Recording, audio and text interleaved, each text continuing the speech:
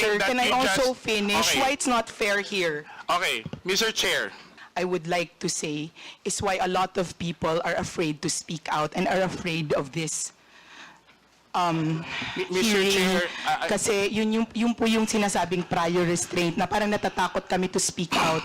Because, sir, people are watching us. The Filipinos are watching us. And Mr. I know Chair. they're not stupid, sir. They know what Mr. Chair, they mean by may- DAO, what we say by Ms. DAO. Cosette,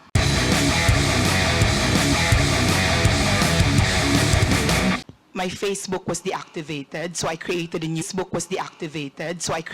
Facebook account just probably a week ago or less than a week ago. maliban sa Facebook, ano pong mga social media platforms pang yung ginagamit? I use TikTok but sparingly. That's it. Tinuturing nyo ba na trabaho in addition to your professional affiliations itong pag-post nyo o paggamit nyo ng social media? Personally, no, because I don't earn. My accounts are not monetized. But because I'm the social media head of Manila Bulletin, I have to be on top of what's happening on social media. So you consider, again for the record, na your activities in a way complement your professional affiliation with Manila Bulletin? I would say so because if you're a journalist, if you're a writer, if you're an editor, you listen to what people are saying on social media because that's how you get the pulse of the people. Okay, thank you. Kailan ka nagsimula sa social media, if you still remember? I'm sorry, I don't remember. Probably as soon as Facebook was created, I think maybe a year or two after I had an account. I don't remember exactly when. So how do you decide on choosing your topics for your content? My personal content, Yes, for your personal account. I don't decide. Facebook has a what's on your mind field, and what's on my mind in that moment is what I write about. So you would say that all this are simply random, spontaneous thoughts that you have over. Yes. So, do you consider yourself, tinuturing mo ba sarili mo na influencer in addition to your professional role as a journalist? I do not know. I'm not a self-identified influencer. I cannot say that I am an influencer, even if I do have a modest following that's below 500,000, because I don't do lives, I don't do YouTube, I have never gone. I only write on Facebook, that's it. I only write on Facebook. I don't do YouTube, I don't do lives, I don't do podcasts, so. But you are aware that with your your modest following on Facebook, as you refer to it, gives you a considerable audience to your postings. Are you aware of that? Not more than the others. Yes, I do have a modest following, but not more than the others. But I'm not in the level of Thinking Pinoy, Sasrogando Saso, at Maharlika. I could still go around. I could still go around not recognized by people. So no, I'm not an influencer because people don't know me, but I have a voice. Let's put it at that. I have a voice. But then again, I'll bring back the question. Are you aware of the volume, the size of the audience that are listening, are reading your posts? Yes, because the measure is the likes, the number of likes. So sometimes, I believe, syempre, I don't have proof of that, but in my previous Facebook, I believe that I was shadow banned. So my likes in my 480,000 Facebook was around 5,000, maximum 10,000. Now, this is a new account, and I don't think I've been shadow banned yet. I can reach as many as 50,000, even 100,000. So this is the new account. 50,000 for a single post? Yes, for this new account. Okay. Mr. Chair, just want to put on the record that to put everything in context, no, that the resource person on many occasions, several instances in their previous account, and I'm not so sure because I haven't seen the current accounts, have actually written about this representation, made post against this representation, but I will take the advice of the good Congressman Marcoleta that we politicians, public servants should not be onion skin, and I will make sure that I'll be as objective as possible with my questions. Can I reply to that, Mr. Chair? No, I will continue with my questions, Mr. Chair. Mrs. Crescent, ano po ang klase ng content ng inyong pinopost? Political, personal, lifestyle. And many of these Basically, what my life is in the public. Anything, food, films. Political is a big part because I am politically inclined. I like talking about politics, but it's not the end-all and be-all of my account. How many percent would you consider those would carry political? How many percent of your posts would you consider would carry political themes? In my old account, probably 70, 80%. I'm not sure. I don't measure it's spontaneous. I don't set out to I don't have a quota. And you attribute this simply because you are Because I'm very politically politically inclined. aware and I'm very politically passionate, sir. Sa mga content mo, may naalala ka bang pinakamaraming engagements, views, likes, or whatever impressions? Yung pinaka nag-trending na post mo? Top of mind. Sa old account, ang pinaka nag-trending na post was the death of Stan Lee. It's not a political post, the death of Stan Lee, the creator of Marvel. Sa new account, my sadness over PRRD spending his birthday alone in his cell in The Hague. Yung sa mga political post mo in the previous account, ano po yung pinaka nag-trending? I don't remember exactly, but it's always about the former president. So sa tingin mo, bakit nag-trending ang isang post ni Crescent? I don't know. Maybe because it resonates with people. Because I have never boosted a post. I'd have never bought likes, or I have never paid to get liked or followed. So I cannot speak for my audience or readers, but it's probably common sense that it resonates with them, that there are a lot of people who love President Duterte. May mga contents na sinasabi na non-political o may mga post ka naman na masasabi mong hindi nag-viral, ano? Actually, I don't know what the parameters are for what is considered viral. I don't know. Or let's say, anong klase ng content naman na, in your experience, ang hindi nagkaroon ng maraming engagement? May naalala ka ba na... It does not, I do not look at how many likes I get. In your... And whether or not they go viral is not very important to me. I write what I write, whether I have 1 reader or 1,000 readers. When you post something, do you also engage with your those who make comments? When I have time, when I have time. And when you do that, have you considered ano yung mga dominant demographic ng yung audience na usually mo napapansin? Are these like-minded people? Are these... Mr. Chair.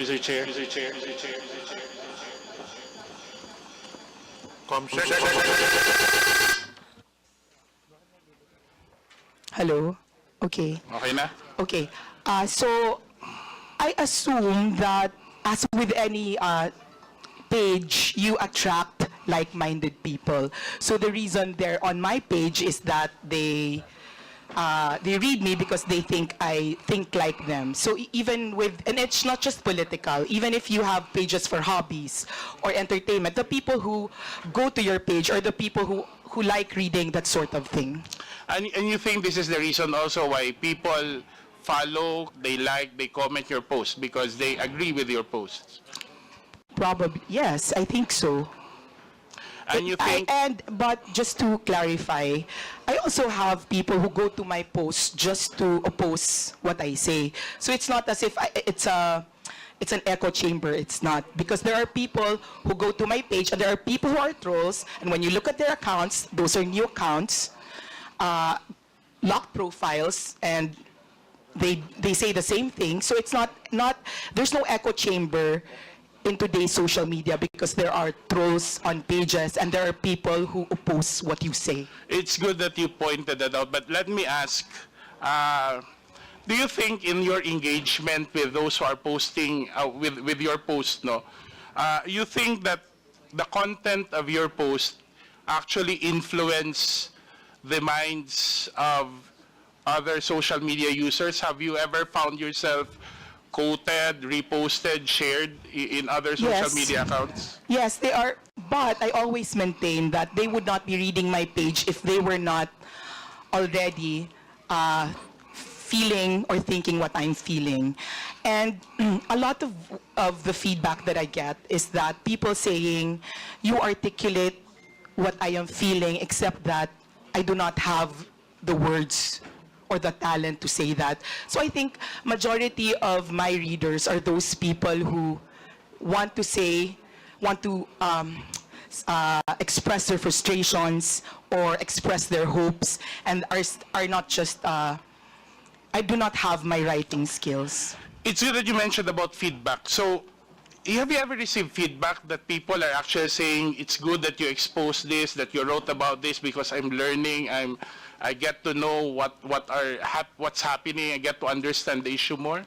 Yes, but that's not specific to social media. I am an editor, and if I write articles for the newspaper, it's always all the articles that you write, whether they're for social media or for traditional media, you're writing it to expose, inform, entertain, empower.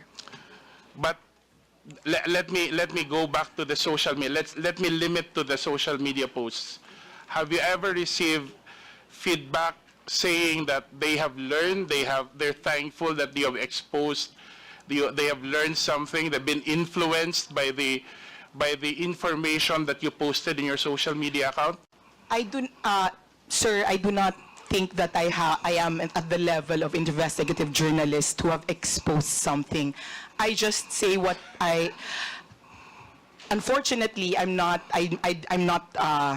that kind of journalist who can do exposés. So unless it's something of my personal knowledge, I don't think that somebody has thanked me for exposing something. So are you sure that in your social media posts, whether in your previous posts or not, you have not exposed any public official or agency of the government whatsoever? Remember, you're under oath. Not that I remember, and I know that I'm under oath. I don't remember anything exposing a public. And if I'm going to do it, I'm going to do it in my job for Manila Bulletin, not on my page. So I am more protected by my office. I will go back to the question. Ibig sabihin ba sa social media posts mo, wala kang sinabi na nag-i-expose ka sa sino mang opisyal o ehensya ng gobyerno tungkol sa in the conduct of their official duties? I don't remember any exposés I've done. Mr. Chair, is it possible that the committee subpoena Meta for a copy? I understand that Meta keeps a digital copy of all the postings over a considerable time. I move that we subpoena the social media posts of Mrs. Crisette Chu. There's a motion. Any second? Second. Any objection? There being none, motion is approved. Thank you, Mr. Chair. I know you're a professional journalist, Crisette, and I know you're well trained and you studied abroad, and you have a good appreciation of what it takes to be a journalist. By referencing from that, would you describe the extent of your influence? How would you describe the extent of your influence online, and what responsibility do you think comes with that influence? I am very, I'm not comfy with the idea that I am responsible for something because I just write. As I said, I'm very careful before all these things. Before, sir, Mr. Chair, before I was included in the top 40 vloggers, fake news, Pogo funded, I have never spoken my politics. Not on YouTube, not on Facebook. I just write. So I don't feel like I am an important political commentator. I write what I feel. But I'm not one of those people na people will think about because I have discussed it. I have engaged with other people. I write what I say. I write what I think, and that's it. Sometimes I answer the comments on my page, but that's the limit of my political conversation. So if you're going to ask me what I think my influence is, then I cannot answer it. Maybe it's better to ask other people if they're affected by what I write and if they feel like I influence them. Earlier you mentioned you have a following right now of how many? About 250. 250,000? Mm-hmm. And in your previous account, how many? 480,000. And then in your average impressions for every post is around 10,000, if I'm not mistaken. That's the number you said earlier. In my new page, in my old page, about 5,000 to In your new page, about 10,000. 10,000 In my per new post. page. Don't you feel any responsibility to speak the truth and what's factual? Yes, I speak my truth. I'm under oath. I mean, what yes, I'm I saying speak is, my truth. don't you think having such a number of following with that influence, let me call that influence, that a certain degree of responsibility comes with it? Of course, there's a responsibility. That's why I use my training in journalism to make sure that nobody can ever call me out and say it's fake news. I can make mistakes, and I can make mistakes, but they're not glaring mistakes. And they're still going to be, I'm still going to have the same opinion from that same So, Mrs. mistake. Crisette, you stand by saying that you are faithful to your journalistic training in the course of determining or choosing the content, the tenor, and the language of your post. Yes or no? Sorry, can you please repeat that? Do you stand by your statement saying that you make sure that you're faithful to your journalistic Yes, training sir. in I make terms sure that in terms as of, far as let me continue first. In terms of the content, the language, the demeanor with which you post, you make your postings. As far as I can, as far as I'm knowledgeable, I post what I feel. Maybe at the moment, maybe when I'm very angry, I post some things that are more inflammatory than when I'm more calm. But basically, those are my feelings. So, so sir, there will be times that I will be more angry And towards the one postings, politician over Ms. another Crisette, time. I'm still going to be angry at them. Let me ask a question. So you mean when you speak something inflammatory on you post something inflammatory on your Facebook account, you don't mind whether people will be influenced by those inflammatory statements or not? Those are my opinions, and I believe I have very intelligent readers, so if they think that I am lying, they can call me out. If they agree with me because they've used their own eyes, then they can investigate for themselves. Those are my opinions. Those are what I feel. If I say I don't like this person, I stand by it.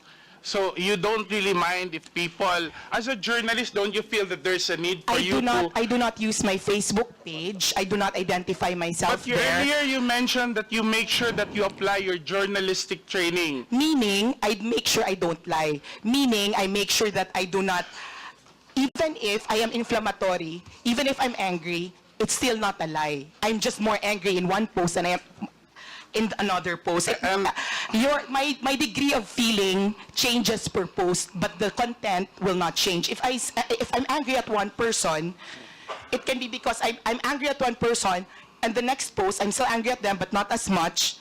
But So the that reason that I'm changes. angry at them is the same. Okay. Before we proceed, may I remind the resource persons, when you answer, please address the chair first. Sir, And, sorry. Okay, sir, Mr. Chair. Let the interpolator finish the question before you answer. Just a reminder. Yes, sir. Sorry, sir. In your training for journalism, no, you majored in journalism, right? Communication arts Yes. and publishing, sir. Are you aware of the psychological phenomenon called illusion of truth effect? I'm not sure we discussed it, sir. So Mr. when Chair. it means that when a repeated information is repeated again and again, it's likely to be perceived as true regardless of the factual accuracy. Okay, sir. For the record, let me ask, have you ever unknowingly or knowingly repeated content that turned out to be false or misleading? Have you ever? In the course of your posting, have you ever repeated content? Knowingly, no. Unknowingly, I am not sure. Mr. Chair, I ask it because I would like to draw your attention to this post dated March 13 under her new account, Chrisette Chu. May I ask the Secretariat to flash it on the screen,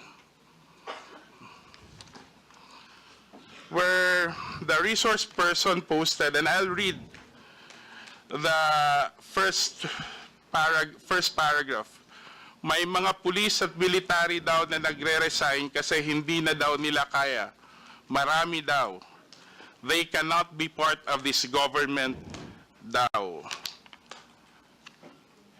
Chrisette, Mrs. Chrisette, would you confirm that this account is yours? Yes, sir. And Mr. Chairman, that's not fake news because there were TikTok. wait. And kindly, sir, Mr. Chair, finish the post, sir, to read. Finish the... Kasi nakakahiya. Nahiya ako, sir. Ms. Chrisette, as I've said, please let the representative finish the question first before you answer. Let us observe proper decorum. So this is your Facebook account. Yes, sir. Did you post this? Yes, sir. I And post the in this entire first page, first paragraph, you stand by your statement that you said na maraming, let me read it verbatim, na may mga pulis na military daw na magre-resign kasi hindi na daw nila kaya. Marami daw. They cannot be part of this government daw. Tama po ba? Yes, sir. And then Saan kindly mo read. nakuha yung impormasyon na to? Sir, if you go on TikTok, there are policemen. How many policemen? Sir, I'm not counting, but there are many But policemen, you and said that's a marami. general impression, But sir. you said marami. So, Yes, so sir. you just Marami, post sir. it on the basis of a single, Yes, sir. 2 or 3 posts? Yes, sir. I will not count all that, but there's a general impression, sir. And sir, if Have you you read all ever my content, Let me ask the question and I'll give you the chance to answer. Have you ever made an effort to verify this post from official sources? yes, sir, because there were already policemen, and I am sure our policemen can also say that there were policemen that are on TikTok that are voicing out their, if they have like feelings. So, if you could kindly, sir, read the rest. So, kasi nahihiya po ako kasi may mga police dito. No. I just want to stand by your opinion. The next succeeding paragraphs are the opinion of the resource person. I just want to stick to the factual statements you made. And that's basically saying that maraming police at military daw ang magre-resign kasi hindi na daw nila kaya. Marami daw. They cannot be part of this government. And apparently, the resource person, Mr. Chair, has gotten this information from other social media posts. And on a critical matter such as this, Mr. Chair, she did not make any effort, or unless you're contesting it, any will effort contest to it. verify it from official sources. Mr. Chair, number one, I made sure to put the word "thou" because no policeman has ever come out to me. Well, before, but it was in my old when they would talk about their discontent. Earlier you said you're not you don't want to write a lie. Yeah, and that's not a Let me lie, ask you, sir. That's when you not a ask lie, the sir. resource person, naniniwala ka ba sa katotohanan? As a journalist, Of course. ang pagsasabi ba ng hindi totoo, hindi pagsasabi ng katotohanan, tama, di ba? Mr. Chair, those are the impressions, not No, only of I'm saying, me. I'm asking you, because I want to test if we have the same idea of what truthful is. Yes, sir. Yes, Ang hindi Mr. pagsasabi Chair. ng totoo ay hindi pagsasabi ng katotohanan, di ba? Yes, Ang Mr. hindi Chair, and I pagsasabi ng maintain. totoo ay kasinungalingan. Tama. Yes, sir, and I maintain I'm Ang speaking the pagsasabi truth. ng half-truth ay pagsasabi din ng kasinungalingan. I am maintaining that I am speaking the truth of the impressions made on social media. Okay. Thank you, sir, I don't Mr. want to Chair. argue with her position, Mr. Chair, but I just want to bring the attention of the committee to a news article showing the official position of the PNP. Can we flash that on? Can we flash that on the screen? Comsec, please flash the content.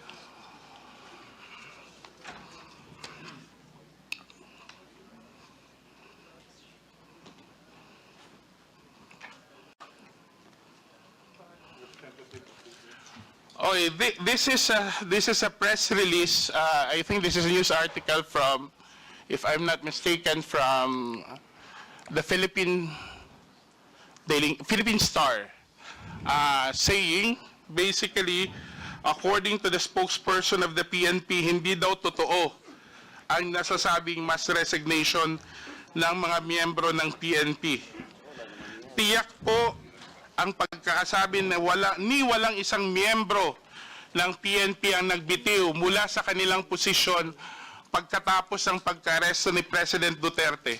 Pinabulaanan nga po niya ang ilang partikular na mga post at larawan na kumakalat sa social media tungkol dito.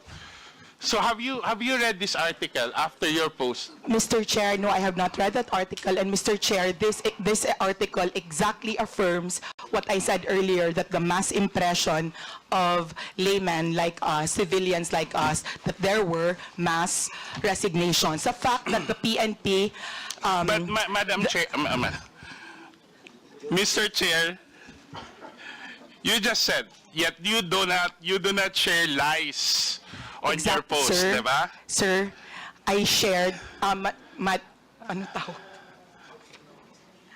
Mr. Chair, that's what I said, kaya ako nag-include ng daw, these were impressions. The fact, sir, that our PNP had to write a press release means kami na hindi kami, wala kaming statistics, these were the impressions that were coming to us. So you're saying that And, this is something sir, that can I you also just... finish? Okay. Why it's not fair here? Okay, Mr. Chair, does it mean that you have simply written this post out of your personal impressions or the impressions of you believe are posted in other social media without even making sure whether there is enough basis or have made any effort to verify your statements? Mr. Chair, if I am not an insider in the PNP and they had to release that information, it means that they are correcting the general impression of masses like us.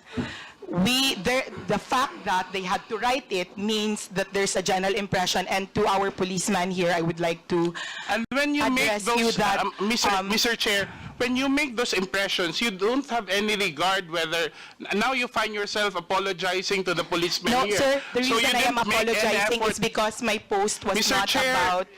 Mr. Chair, can I Point of just order. please give me time to explain? Because it's been talked, Ms. please, sir, Crescent, kindly... in accordance with our rules, as I've said earlier, this will be the third time that I'm telling all the resource persons, let the interpellator finish the question first. And in fact, if I impose the rule strictly, the resource persons can only speak until I recognize you. Thank So, you, sir. kung pwede lang patapusin nyo yung tanong bago kayo sumakot, para hindi tayo magkakagulo rito. Babalikan ko yung tanong ko. Thank you, Mr. Chair. Mr. Garcet, sa dami ng followers ninyo, in putting out information or posting items such as what has been presented before this committee, are you saying categorically that you do not feel any responsibility for the weight and for the consequences of your posts? Can I answer now? Yes. Okay. Mr. Chair, I am saying that I am merely writing about what I see as the pulse of the masses, which is that they were afraid that there were policemen. That's why also I am very careful that I said thou, thou, thou, thou. And to our honorable policeman, I'm not apologizing because I wrote that. I'm apologizing because you don't know the context of what I wrote. And what I wrote was, please don't resign. Because if you really want to make a difference in our country, you can best do it from the inside. It was not a condemnation of people who were resigning, but a reminder that if you're given a rare opportunity to change something that you do not like, do I it think, Mr. from the Chair, inside. I think, Mr. Chair, the resource person is not answering the question because we want to focus solely on those first two statements, which I think carries a significant weight. Yung pagsasabi na maraming pulis ang nag-resign at nagbibitiw, whether it's DAO or what, we're presenting a scenario that could be harmful even to national security. And in fact, if you ask me, personally, there should have been legal consequences for this. I don't know. We have a representative from PNP, so we can hear from it. Mr. Chair, do we have somebody from... Yes, General Torre, can you please General, answer? Mr. Chair, General Torre, have there been any incident of massive resignations following the arrest of the former president? If the qualification for the word massive, sir, is more than the normal, then there's none, sir. But there are regular resignations, but it's not connected to this issue, sir. Thank you, Mr. Chair. What I'm trying to point out, Mr. Chair, is kung hindi ang isang social media influencer or somebody who uses social media doesn't feel responsible for one's postings, no? At even doesn't consider that whatever effect it may have on the minds of many others na nagbabasa o nakakabasa dun sa mga post niya, I think, Mr. Chair, we're treading in dangerous ground here. Kasi clearly, an audience of 10,000 per post is no small following. And I think, whatever the circumstances are, it's incumbent upon those who use social media to take responsibility for their postings, especially when such matter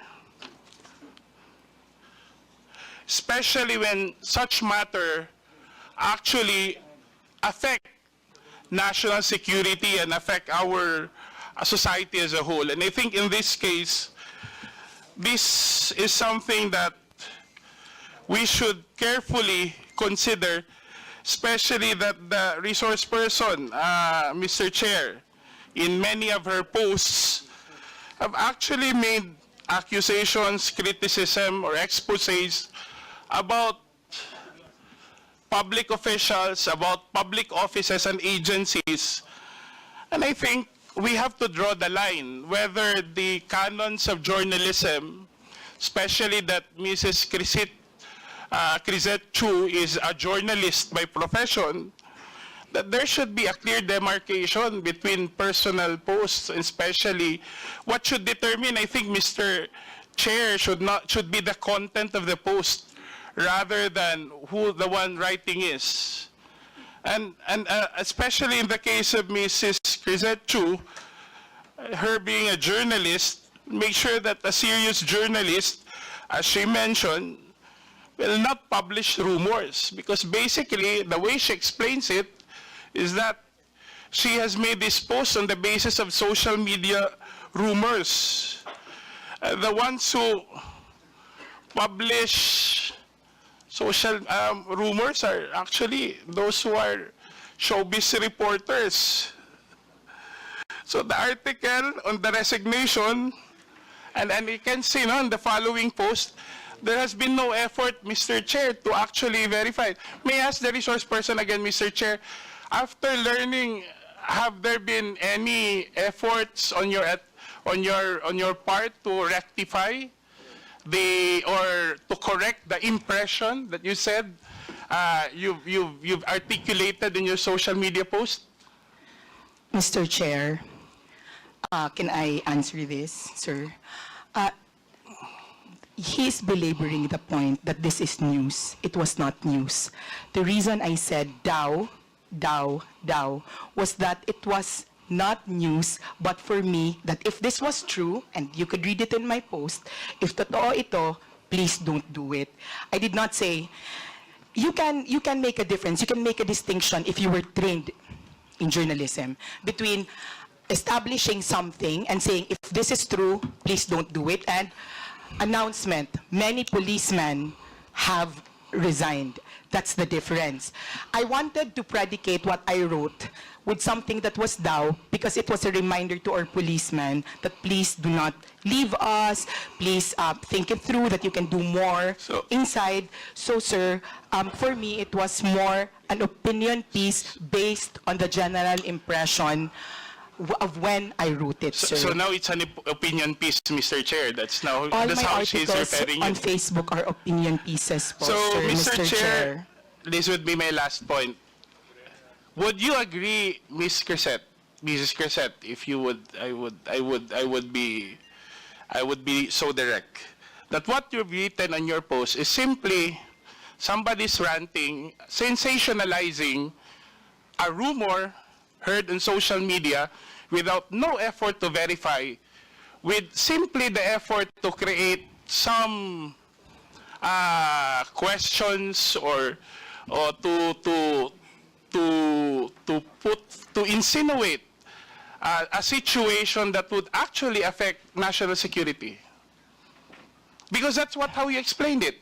You simply sensationalized a rumor you heard online without considering, without even taking the effort to verify, and without considering the possible effects on national security on a matter that is very sensitive given the political situation of the country right now. And you feel no responsibility whatsoever to the 10,000 impressions or readers that who may be influenced by the opinions that you raised. You really don't care about what people will do or say or take after reading your post. Is that correct, Mrs. Crescent? Mr. Chair, I will reply now. Okay, sir, I do not feel any responsibility because my conscience is clear. It was not phrased as news. It was something. I agree na, Mr. Chair. Sir. I agree na. I'm not saying, I agree with what you're saying. It's not news. But you simply sensationalized on social media a rumor that you've heard or read or whatsoever without any effort to verify it as a responsible social media user, and without consideration that given your following, the people who read and actually listen to you on a matter that's sensitive to national security. Mr. Wala Chair, kang may I... pakialam kung anong gagawin at iisipin ng mga tao, basta sinulat ni Crisette Chu, naniniwala yung mga tao, bahala maniwala sila hindi. Wala kang pakialam doon. Mr. Chair, may I already reply? The fact that the PNP felt there was a need to issue a clarification meant it was not me who thought about it, that it was the general sentiment of a lot of people because there were a lot of posts going around. I never claimed to have first-hand information about this. That's why it was very important to me to say But neither did you, Mr. Chair, neither did you say also in the same post that I do not have a first-hand information about this. Diba? Yes, Wala ka Mr. naman Chair, sinabi. that was why I said daw, and it was not phrased as a news. 3 words but does not, for, I mean, but for me as a reminder to our policemen, sir. Okay, granted, arguendo, that that's the case, no? Now that the PNP has actually explained, and you even hear General Torres say, Mr. Chair, Mrs. Crisette, that it's not true. Are you willing to apologize for anybody who may have thought wrongfully? You should say, you claim is not your attention. Are you willing to apologize to those who may have thought or have taken your statement as truthful and factual? Sir, I will not apologize only because if you read the entire post, it was to support the PNP and it was a good post. It was not news. So, sir, I'm sorry if you think if Mr. Chair, I'm saying, aminado naman ho ng resource person na nakuha lang niya yung chismis sa social media. 'Di ba? Tapos ginawa niya ng buong kwento na yung mga police, this and that. That I would leave it to you because that's your opinion, calling on the police for whatever. But I'm asking you now the police itself, the police organization, officially, and General Torre has now confirmed that, saying that there has been no mass resignation. Are you willing to rectify? Because many would have read your statement and read it without the doubts. Maybe some people actually, we have more than 30 clippings of your post, and people in their comments actually take in your statements as truthful. Now you're presented with an example that your statement has been debunked officially by the police and General Torre, who's here with us. Are you still not willing to correct yourself officially? Sir, Mr. Chairman, in my training for journalism, the DAO is you know, very important, sir. Mr. Chair, And the also, problem sir, with our resource to our person police, she sir, claims to be a journalist whenever it's convenient, and a private person whenever it's convenient. And if you go back to my manifestation earlier, Mr. Chair, that's actually the problem that we have today. You have people who are able to amplify issues without being bound by the canons of journalism. Diba? Subukan kaya ng komentaristang sabihin yan on air, on radio, kung hindi yan matanggal yung license niya sa KBP. And our social media influence, well, not everyone, but those who are able to peddle on sensationalized news or rumors on the basis of mere rumors, no? And I'm not bound by any accountability. Don't even, as the resource person has said, Mr. Chair, doesn't even feel responsible for the consequences of her statements. And I think we're treading on dangerous grounds here. Because, as I said earlier, something that you repeat over and over again, for someone who has a following of 10,000 per impressions per post, 100,000, following 500,000 in her previous account and 200,000 in this current account, that's something that should be considered. Where do we draw the line between one statement and the accountability that he or she must bear for her readers? If this was a matter, Mr. Chair, and I'd like to wind up now, that affects my person, I wouldn't really mind, because I think being criticized openly comes with the job that we have. It comes with being elected to public office. But when it is a matter of national security, when it is a time when the country should be protected rather than weakened by all this misinformation and disinformation, I think we need to draw the line. I think that's all for my question, Mr. Chair. Thank you very much. Mr. Chair, respectfully po, this is what I would like to say, is why a lot of people are afraid to speak out and are afraid of this Mr. hearing. Chair, Kasi yun po yung sinasabing prior restraint na parang natatakot kami to speak out. Because, sir, people are watching us. The Filipinos are watching us. And I Mr. know Chair. they're not stupid, sir. They know what Mr. Chair, they mean by may- thou, what we say Ms. by Crisette, thou. why? Do you feel threatened now? Yes, sir. Are we- Yes, sir, because, sir, may I, yes, sir, I think feel there are threatened many now, people sir. here. I don't think we are harassing you. Sir, not you, sir. Mr. Asidra, sir. Because, sir, may I just share that we have a history because we are both from Leyte.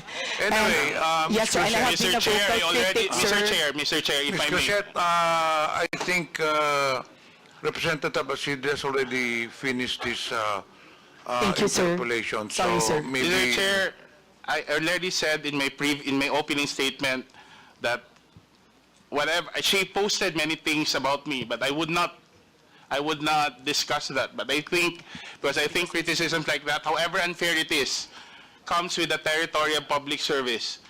But for someone to comment on national security, for an issue that affects our country, I think that's when you draw the line.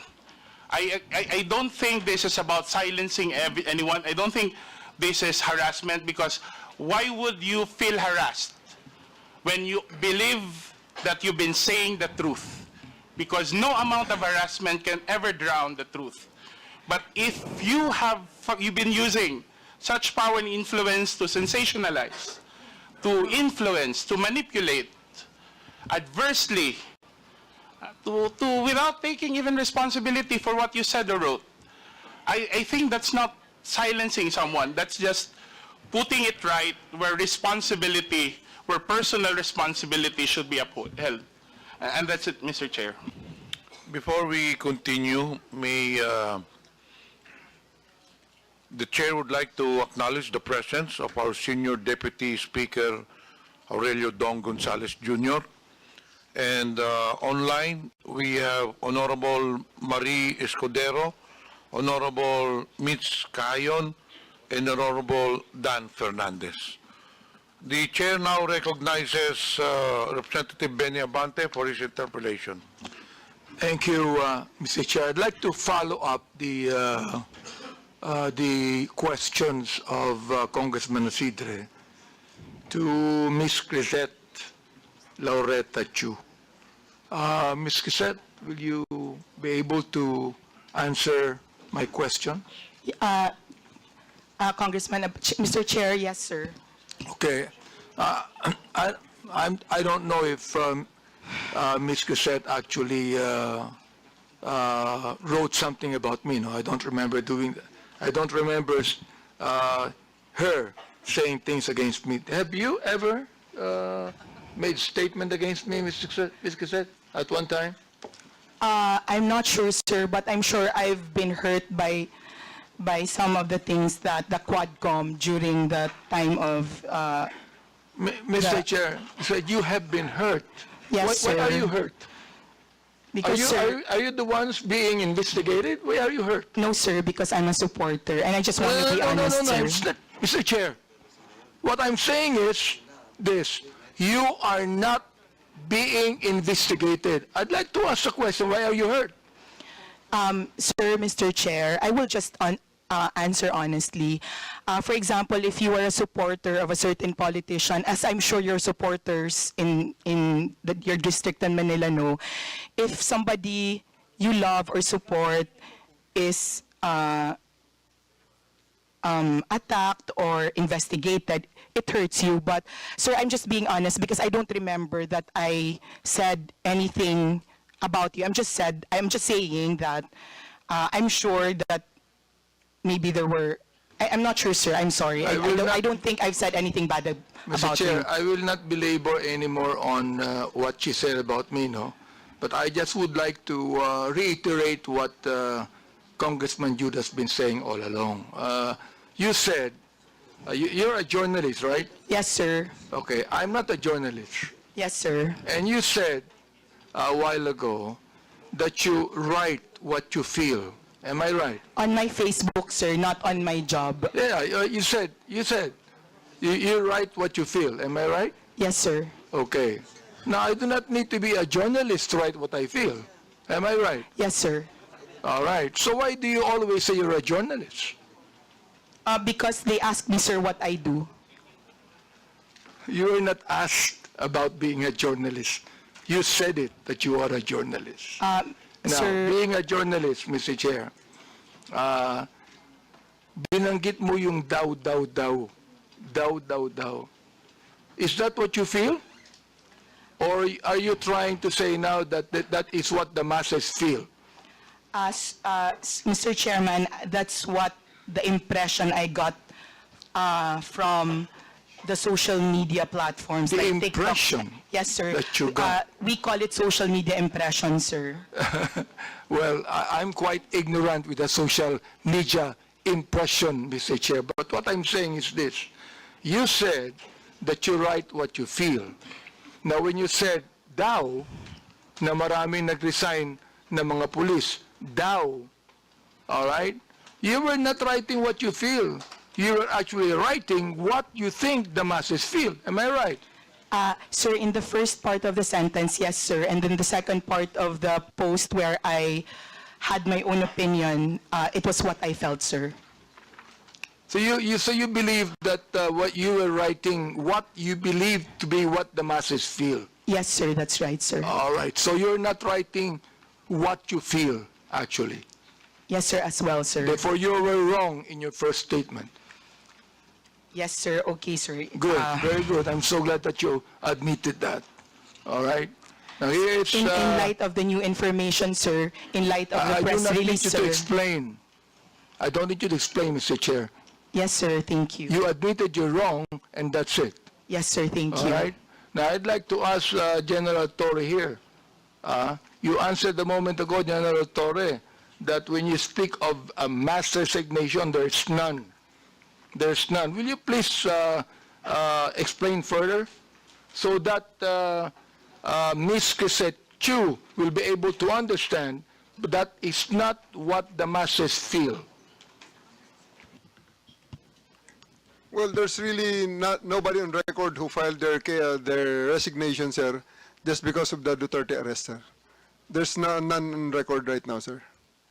Do you believe that, Ms. Crisette? Do you believe the statement of General Torre? Yes, sir, because he has the insider information. I believe him, sir. Would you now please write something about that? Even if you do not apologize, would you now please write Yes, something sir, about if you that, wish, that you sir. believe, now, just a moment, that you believe that with the statement of General Torre? Would you please write that? Yes, sir, I will write, sir, that according to the PNP, there were no mass resignations due to the Duterte arrest. Thank you, sir. And therefore, you were wrong.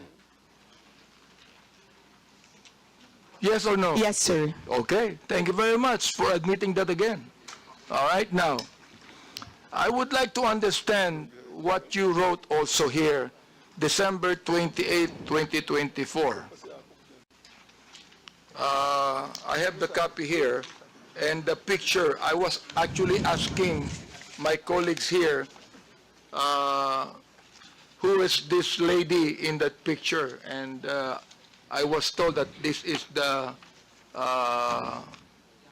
daughter of the former president. Now, you said, yung anak ka ng presidente, kapatid ka ng VP, mayor at congressman, pero kailangan mo magbenta ng deodorant sa TikTok with matching actual application of deodorant sa kilikili mo because sayang ang pera para may pambili ka ng luho.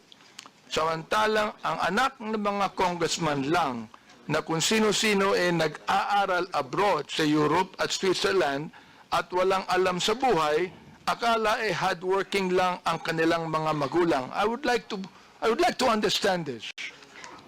I would like to understand what you feel about this. Now you tell us right here in this committee, anong ibig sabihin nitong impression na ito? Mr. Chair, respectfully, I would like to say that there are many congressmen whose children live lives that are far beyond what their and of their parents have. Well, Mr. Chair, to inform Ms. Crisette that I have 3 children, and they never went to Switzerland to study. Yes, sir. Not you. Okay. It's not you, sir. All right, not me. Yes, so sir, not therefore, you. who are you referring to? Sir, I would not... You give us names. Who are you referring to? You made a statement that there are a lot of congressmen. Therefore, you tell us now, who are you referring to? Sir, Mr. Chair, respectfully, my counsel does not want me to mention. Your counsel is wrong. You made a statement, samantalang ang anak ng mga congressman. You made that statement, maraming congressman. So I'm asking you right now, sino-sinong congressman yun na may mga anak na nag-aral sa Europe at Switzerland na walang alam sa buhay? Yun ang ibig sabihin nun. Yun ang impression mo, di ba? All right, you tell us now. Because that is not only an impression, Mr. Chair. She is telling us something that she believed to be true. Your Honor, as counsel for resource person Mr. Chair, issue, does the council have the right to speak in this committee? The council should wait for the chair to recognize you. Representative Banti first. Right, I'd like to find out. Because look, nung sinabi mo, ang mga anak ng congressman lang na kung sino-sino nag-aaral abroad sa Europe at Switzerland at walang alam sa buhay.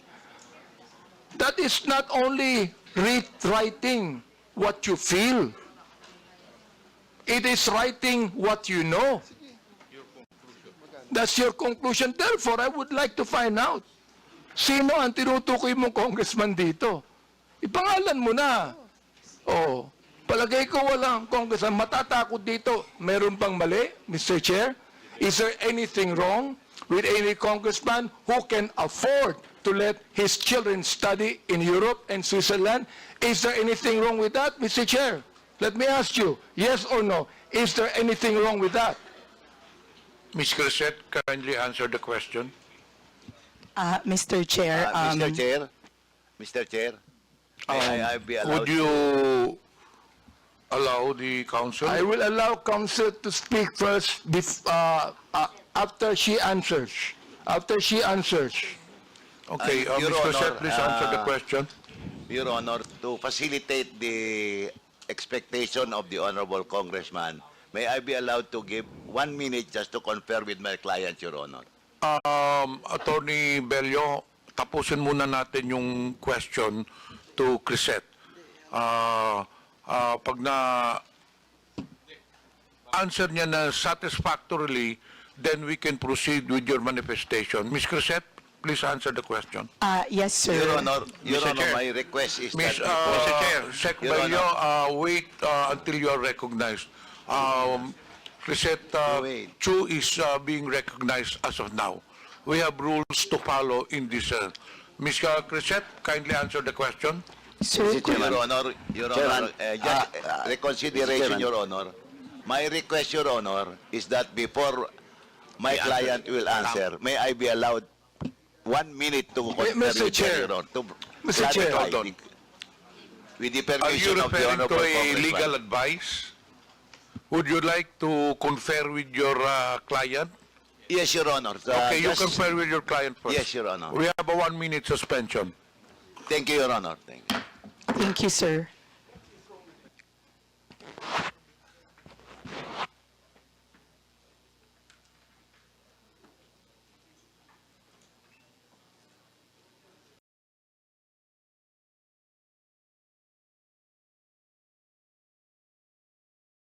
Chair, I would like to give way to what her attorney said, no? And again, I would like to ask Ms. Chu to respond according to how her attorney advised her.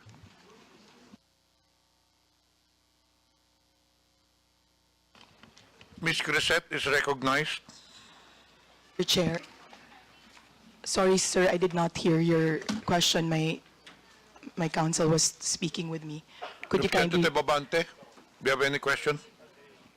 Yeah, I asked you a question a moment ago, and your lawyer conferred with you. So I agreed with what your lawyer said. And your lawyer said that it's just a matter of oversight, and you're willing to apologize. So please, do it now. Yes, sir, my lawyer and I talked, and my case is a matter of oversight. And I apologize, sir. Thank you. Mr. Chair, I'd like to manifest that it's the third time that Ms. Crisette apologized to this committee. Let me continue on. On December 28, 2024, Ms. Crisette, Yes, sir. you said, in Tagalog, ang tanga ng gobyernong to, not just as leaders, but as human beings. Is that what you feel? Sir, I apologize. I do not know what happened on December 28 to make me angry. But if I wrote it that time You're apologizing. for not...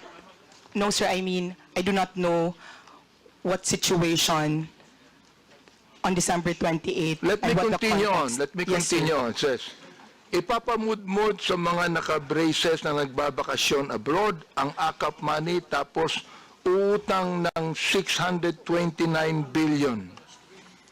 Yung budget ng ayuda this year na pinibigay kung kani-kanino na nag-mall tour pa yung mga tanga na 500 billion uutangin ulit kasi nag-deficit daw.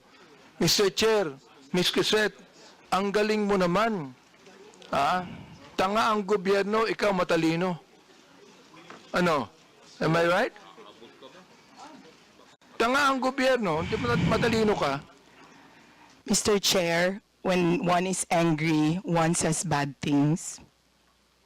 And in the situation that, sir, Mr. Chair, in the situation when I found out So that Mr. Chair, you still have words, no, Mr. Chair.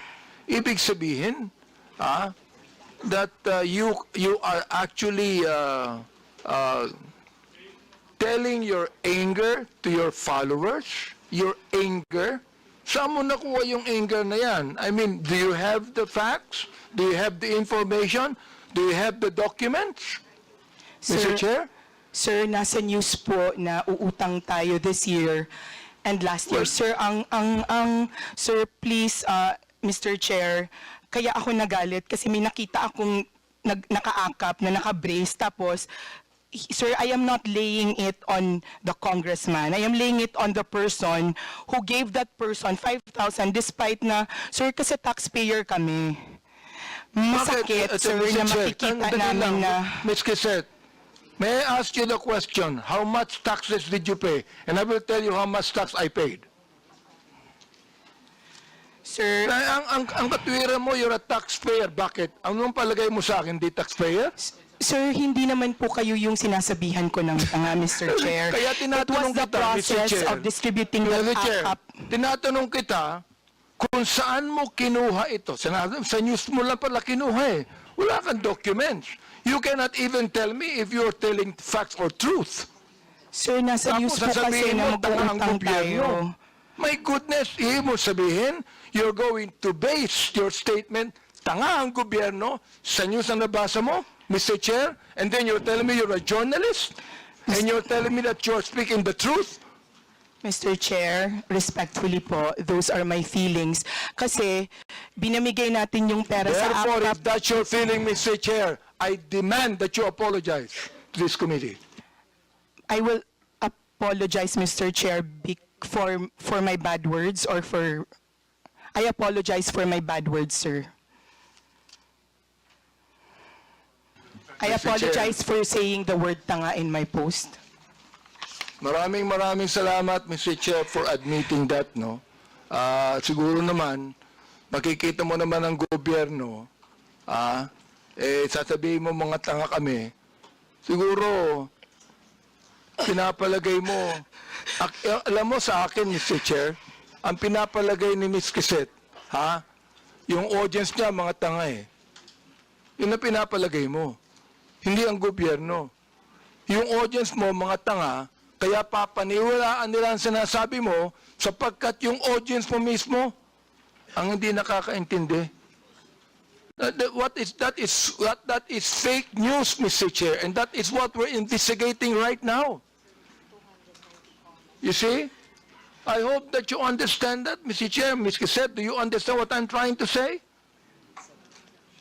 Ikaw, nandito sa akin yung mga sinabi mo tungkol sa amin, Hindi ako sumagot dyan, Hindi ko na kinakailangan pang i-belabor yan.